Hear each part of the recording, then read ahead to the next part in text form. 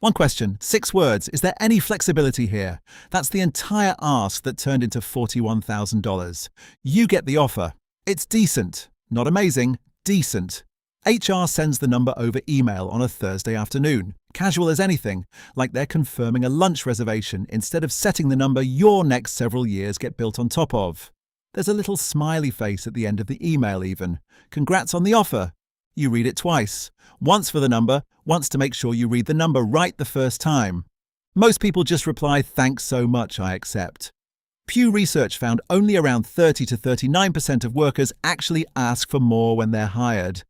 The rest just take whatever number showed up in the inbox. And it's not really a gender thing either, whatever the old stereotype says. Recent survey data puts men and women negotiating at close to the same rate, 68% versus 60%. The bigger divide isn't who asks, it's simply that most people, regardless of anything else, don't. Here's the part that doesn't feel true until you see it written out. Fidelity data, reported through CNBC, found 85% of people who counted on salary or benefits got at least something back.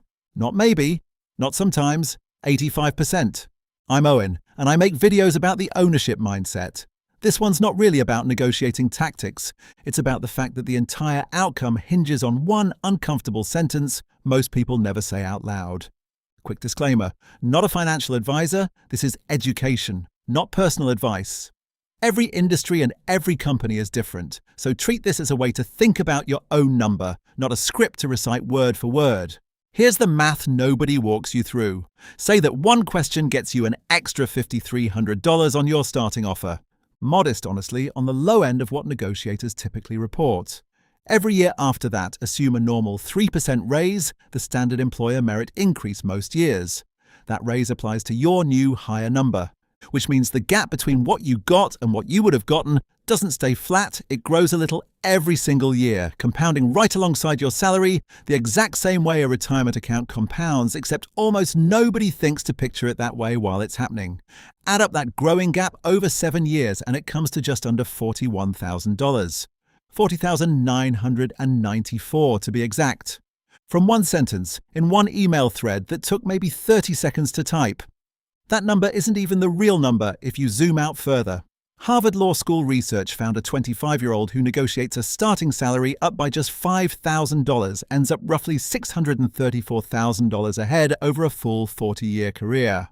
Once you factor in every raise and bonus that keeps compounding on that higher base. I didn't ask, my first real job out of school. Got the offer over the phone actually, a Tuesday, sitting in my car in a parking lot because I didn't want to take the call inside my apartment with roommates around.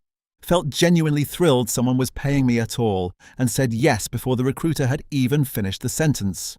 Found out 2 years later, entirely by accident, over drinks with a coworker hired the exact same month for the exact same role, that she'd asked one question and gotten $4,000 more. Same job, same manager, same offer letter template, probably just 2 different lines near the bottom. Run her $4,000 through the same 7-year math as the 5,300 example, same 3% raises stacking on top of it every year, and it comes out to just over $30,600. Smaller than the round number in the title, but not exactly small either, for 6 words, she said. And I didn't. That's the part that actually stings looking back. It wasn't that I lost some negotiation. I never even opened one. The number just arrived and I said yes to it like it wasn't a number someone made up an hour before sending it to me. Because that's exactly what it is. HR doesn't usually send you the actual ceiling on the first try. Companies typically build in room to move, precisely because they expect some candidates to ask, the same way a seller expects a little back and forth before a house closes. 70 to 84% of hiring managers, depending which survey you check, say they expect a counter. The money is frequently already budgeted for it before you even open the email. The gap gets even wider if you're the one changing jobs rather than staying put. Job changers routinely negotiate raises up toward 20%, according to recent labor market data, against the roughly 3% most people quietly accept just for staying in the same seat another year. Loyalty, it turns out, is rarely the number that pays best. This isn't only a new job offer thing either. The same one question works inside a role you already have.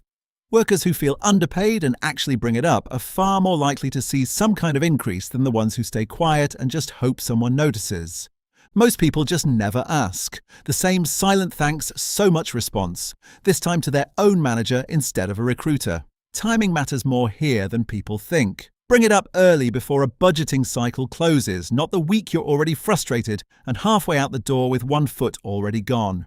Managers have told researchers they often need to go negotiate on your behalf with someone above them, someone you'll never meet, sitting in a room you'll never see, and that simply can't happen the same day you ask, let alone the same hour. So how do you actually use this? Before you accept anything, a new offer or a review number, pull 3 data points: Glassdoor, LinkedIn salary, and the Bureau of Labor Statistics wage data for your role and city specifically, not a national average that doesn't match where you live. Write the number down before the conversation happens, not during it. Vague asks get vague answers, and a specific number, backed by even a little research, reads as prepared instead of pushy. Something like, based on what similar roles are paying in this market, I was hoping we could get closer to this number.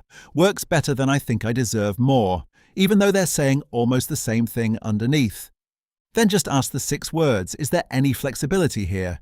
You don't need a speech. You don't need leverage you don't actually have. Recruiters expect the question. Most of them are relieved when candidates finally ask instead of sitting in awkward silence.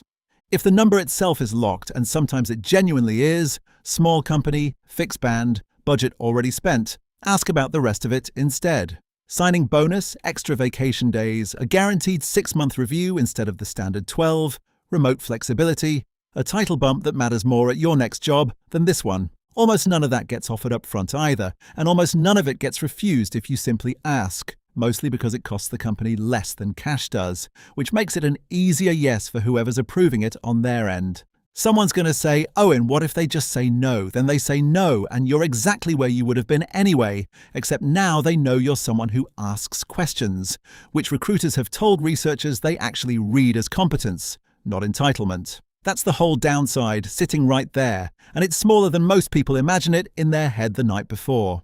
Rescinded offers over a polite counter are rare enough that multiple studies couldn't find meaningful numbers on it. Companies that spent weeks interviewing you don't usually torch the whole process because you asked one calm question at the end of it. And someone else is going to say, oh, and my company genuinely has 0 flexibility, small business, fixed bands, whatever it is. That happens, and it's real. But even then, asking costs you nothing but 30 seconds and mild discomfort, and the alternative, never asking, guarantees the outcome you're trying to avoid. These days I ask every time, every offer, every review, every single one, even when I'm fairly sure the answer's going to be no, even when the number they open with already sounds fine. It's still uncomfortable every time that specific quiet after you've said the sentence and you're just waiting for whatever comes back. I don't think that part ever fully goes away, honestly, no matter how many times you do it.